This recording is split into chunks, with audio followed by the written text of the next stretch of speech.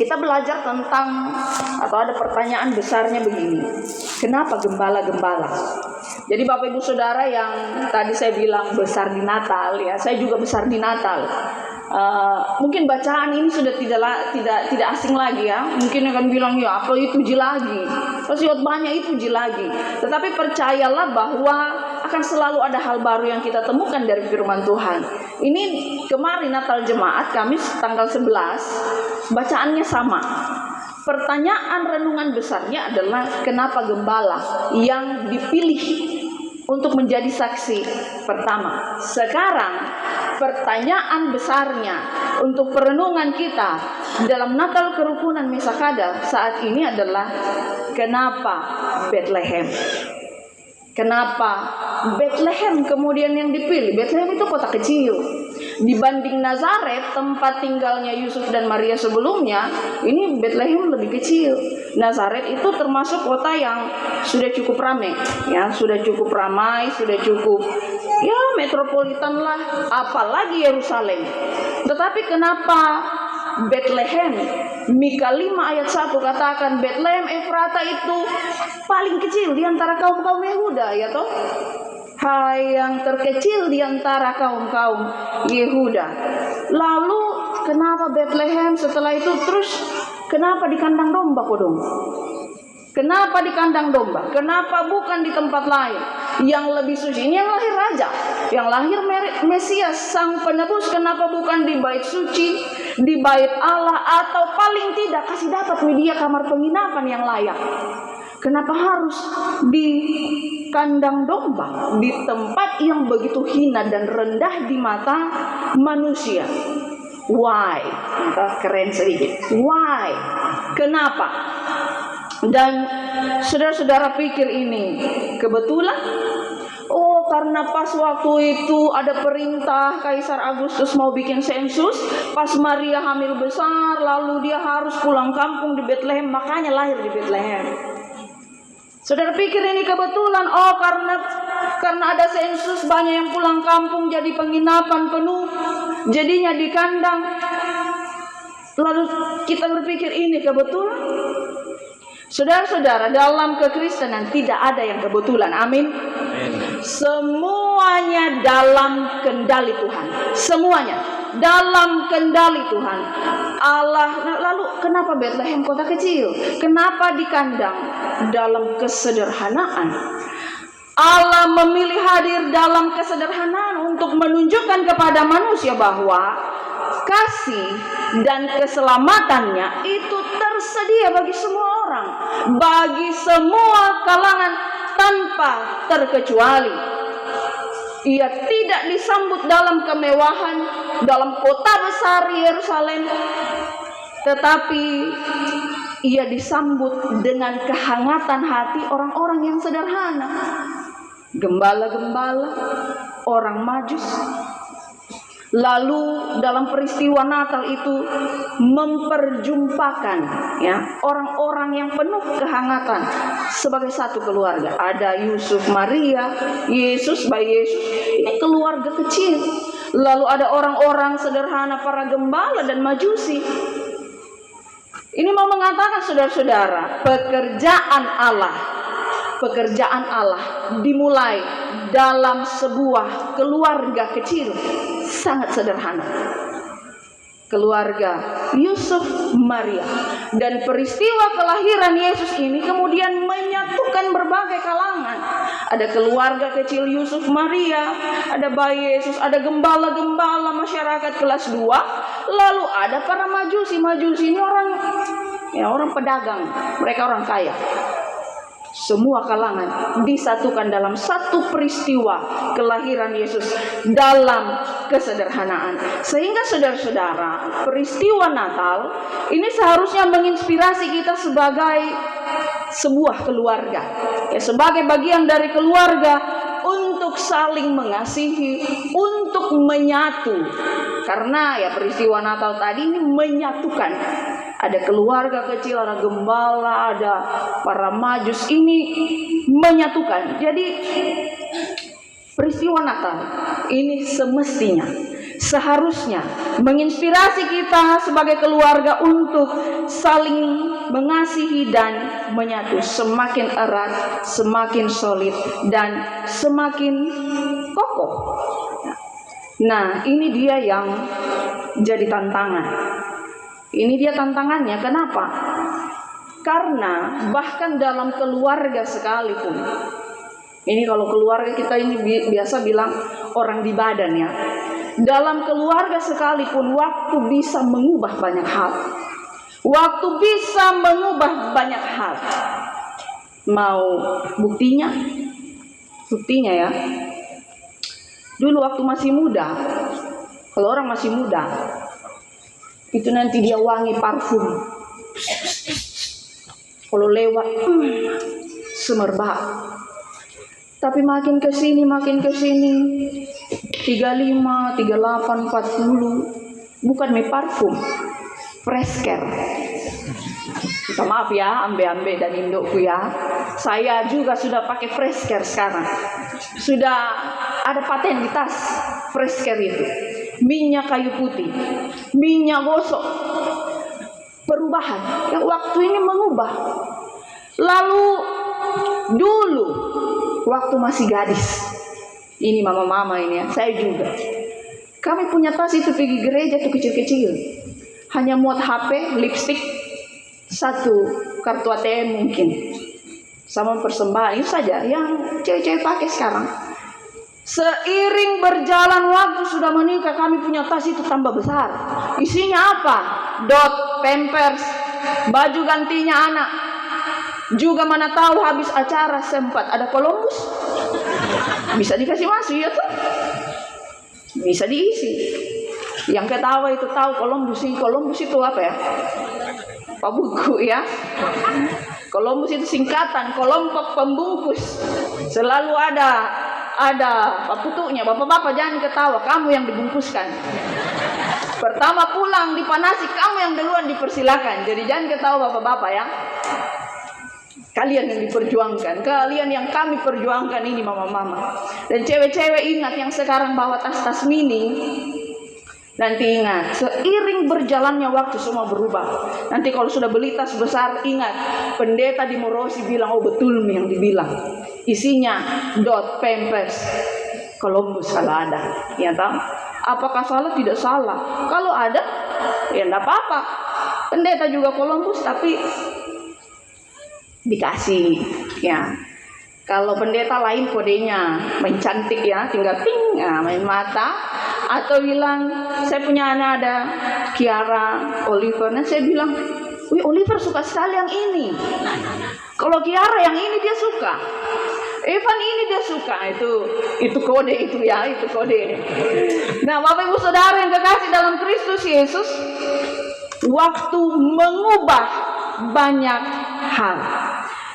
Waktu juga bisa mengikis rasa dalam keluarga. Waktu juga bisa mengikis rasa cintamu hai kepada pasangan ya. Rasa cinta dalam atau rasa kasih dalam keluarga ini yang dari diri kita ini itu bisa mengikis. Waktu pacaran ditelepon, I love you Umma. Gitu. Sambil kerja itu begini terus. Pokoknya sambil kerja bawa alat HP. Kalau sudah menikah, apakah menelpon terus mengganggu saja orang kerja? Pas pacaran, ini perempuan senang kalau cowoknya bilang I love you sayang.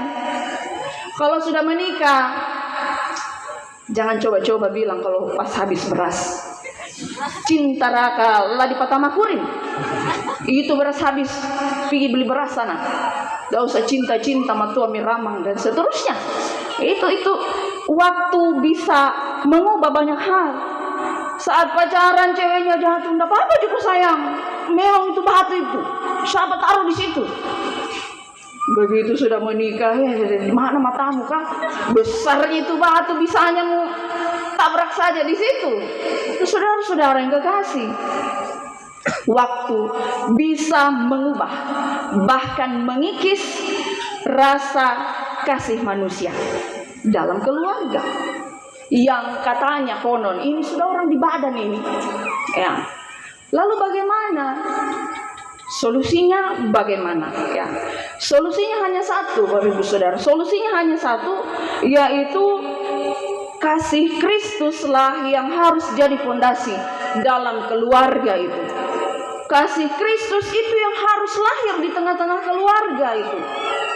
Karena apa? Karena cinta manusia itu terbatas dan bersyarat.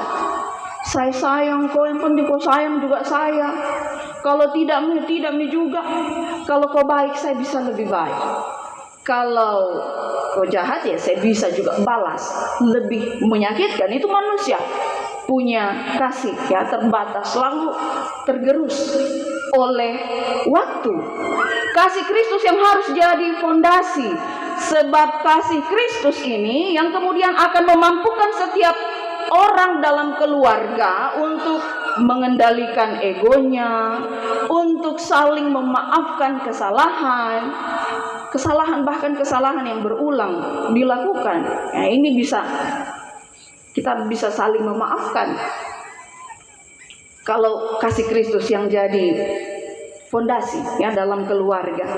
Dan saling mengampuni ini bukan perkara yang mudah, yang Bapak Ibu Saudara. Memaafkan ini bukan perkara yang mudah, apalagi kalau kita disakiti berkali-kali ya. Makanya anak-anak muda yang sedang membangun relasi, ada anak-anak muda di sini? Anak-anak muda, shalom. Tidak ada anak muda, mama semua. Anak-anak muda yang sedang membangun relasi, dengarkan ini ya. Jangan buru-buru bilang I love you. Apalagi will you marry me? Jangan buru-buru, karena kenapa?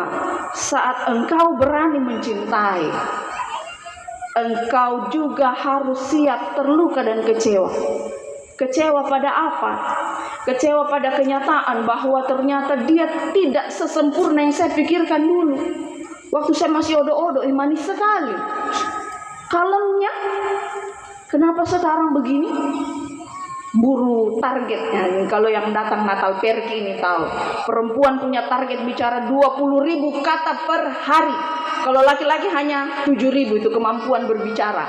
7.000 kata, perempuan 3 kali lipatnya, 20.000. Seiring berjalan waktu, yang tadinya kalem akan buru target ya. Jadi bapak-bapak kalau ada istrinya mengomel, baru anaknya bilang, mama marah-marah terus. Bapaknya jelaskan, sabar nak, mamamu lagi kejar target. Senang sendiri gitu kalau sudah capai targetnya. Ya, kita bisa terluka dengan keadaan yang di luar dari ekspektasi, di luar dari harapan, di luar dari kenyataan. Dan kalau hatimu belum siap dengan hal-hal yang demikian, kalau hatimu belum siap engkau lapangkan untuk berbagi pengampunan dan saling memaafkan, kalau engkau belum siap kasih turun itu egomu yang masih di atas langit itu, dikasih turun sedikit, jangan dulu buru-buru bilang will you marry me? Karena pernikahan atau keluarga itu tidak seperti di drama Korea. Drama Korea itu semua indah ya kelihatannya. Bapak Ibu Saudara yang kekasih dalam Kristus Yesus, Natal seharusnya membuat keluarga semakin kokoh dalam kasih itu. Saudara jangan pernah berharap dan mimpi dapat damai Natal dalam perayaan-perayaan Natal seperti ini ketika sebelum datang ibadah kau bertengkar dulu di rumah dengan pasangan atau dengan orang tua, dengan saudara. Bertengkar, ribut, war dulu di sana, baru datang ibadah menyanyi tepuk tangan. Kembali pulang lanjut lagi war part 2 ya, bertengkar, piring terbang, UFO dan seterusnya. Tidur baku belakang. Ini saudara damai sejahtera macam apa yang saudara harapkan dari model yang seperti ini? Dan ketika kita masuk ya dalam lingkup keluarga yang lebih luas lagi, nah ini kita mau bicara kerukunan. Ya, khususnya kerukunan mesakada atau keluarga-keluarga yang lebih luas lagi. Hal yang sama juga berlaku. kasih Kristus yang harus jadi pondasinya. Bukan hanya sekedar ikatan darah atau persaudaraan atau kekeluargaan. Ya. Banyak berita orang bersaudara pun bisa baku parang hanya persoalan sejengkal tanah. Saudara lihat, ya, yang katanya darah itu kental, tidak mudah terputus. Sebenci-bencinya kita itu yang benar, ya, bahwa ikatan persaudaraan itu seharusnya mengikat kita. Tetapi ya, namanya sesuatu yang ada di dunia itu sifatnya semu, tidak kekal, tidak abadi. Apa yang abadi? Hanya kasih Kristus yang bisa mengikat, menyatukan, menyempurnakan kasih itu. Kasih Kristus yang harus jadi fondasi dalam kehidupan keluarga saudara-saudara, keluarga kecil, keluarga masing-masing, juga dalam kehidupan kerukunan-kerukunan saudara. Setiap anggota yang ada di dalamnya harus mengesampingkan kepentingan pribadi, itu harus kasih turun egonya. Yang ada di atas langit sana dikasih turun sedikit-sedikit.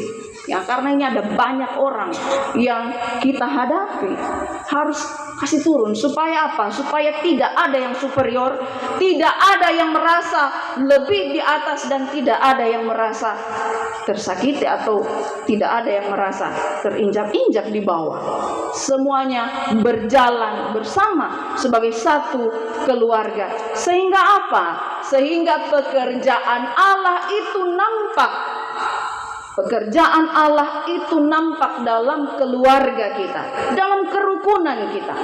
Ya, jangan namanya saja kerukunan, tapi tidak rukun. Nah, ini kan persoalan. Kerukunan, tapi isinya baku bombek terus. Nah, saudara-saudara, hati-hati ya. Saya sering sampaikan ini kepada jemaat sebagai motivasi, ya, bahwa terkadang kita buat acara, program di gereja atau mungkin ya di kerukunan seperti ini dengan maksud tujuan yang begitu baik untuk meningkatkan solidaritas, kebersamaan, persaudaraan, dan seterusnya. Tujuannya mulia. Tetapi ya itu lagi, terkadang semakin besar acara, tantangannya semakin banyak. Jangan sampai selesai acara ini ada ketersinggungan, perselisihan, ada cerita di belakang dan seterusnya. Kita harus waspada ya. Bukan di Mesakada di sini, di tempat lain. Kalau di Mesakada orang-orangnya arif dan bijaksana. Amin. Amin tuh, jangan ketawa. Amin. Amin. Jangan amin sambil ketawa-ketawa. Ini serius ini, ya. Jadi Bapak Ibu Saudara yang kekasih dalam Kristus Yesus, pekerjaan Allah dimulai dari keluarga. Ini menjadi sebuah tantangan bagi kita.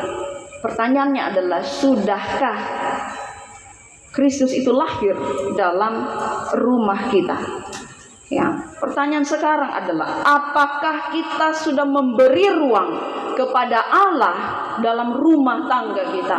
Apakah kita sudah memberi ruang kepada Kristus ya, dalam kerukunan Mesakada ini dan juga kerukunan-kerukunan yang lainnya? Saudara-saudara yang kekasih, palungan dan lampin adalah simbol kerendahan hati dan penerimaan yang tulus. Ketika kita membuka hati untuk menerima Yesus, kita menjadi seperti palungan yang menjadi tempat bagi Tuhan. Dan ketika saudara menghangatkan orang lain dengan kasih, merangkul orang lain dengan kasih, kita menjadi seperti lampin ya, yang membalut dunia dengan cinta Allah ini.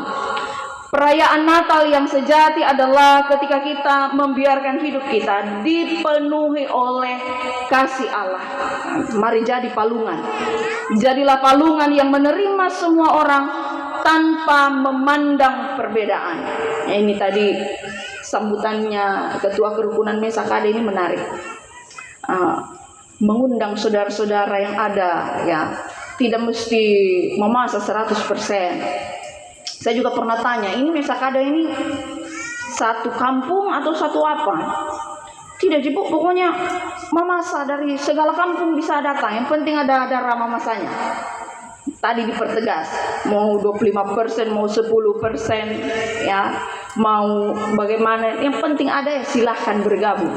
Ini berarti Mesakada ini sedang menerapkan prinsip ini menjadi palungan yang menerima setiap orang tanpa pembedaan, menerima setiap kalangan.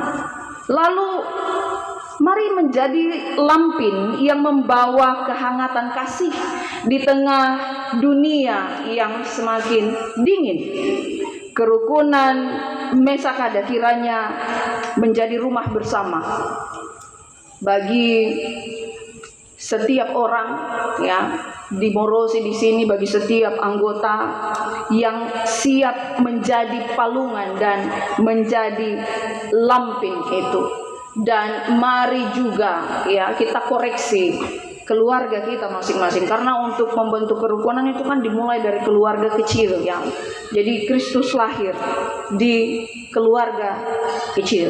Pekerjaan Allah dimulai dari keluarga. Mari lihat keluarga kita, sudahkah Kristus lahir di sana?